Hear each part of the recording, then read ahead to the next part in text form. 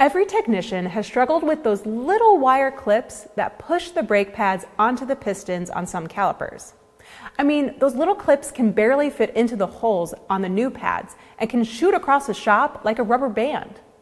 But they can make a big difference. So let's dig in to the importance of brake pad hardware and how it can help overall vehicle performance.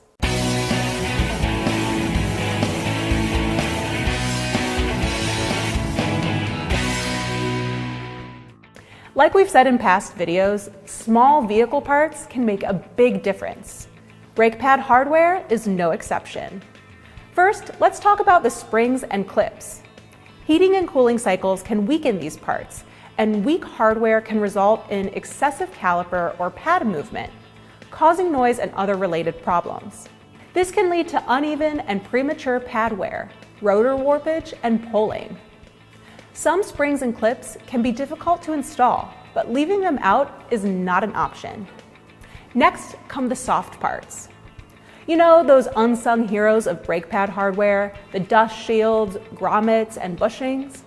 Most floating brake calipers use a rubber or plastic insulator or shim around the caliper's mounting bolts. This sleeve of soft material loses resiliency over time, especially since it's exposed to the high temperature environment of the vehicle's brakes.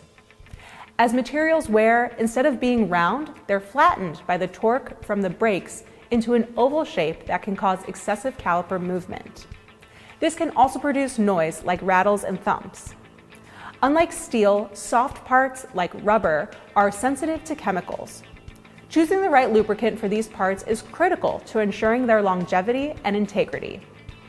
Lastly, let's talk about brake shims. Think of a shim as a sandwich of materials that is attached to the back of the brake pad. Sometimes brake shims can experience shim migration, or shifting that can negate its insulating capabilities. Automakers and aftermarket parts suppliers are developing better and better attachment systems to alleviate this problem of shims detaching from the backing plate. But remember, a shim serves a purpose and does not do its job if it's left in the box. For more tire and service videos, don't forget to follow us on Instagram, Facebook, and YouTube. I'm Maddie Weiner, coming to you from the Tire Review Continental Tire Garage Studio at Babcock's Media. Thanks for watching.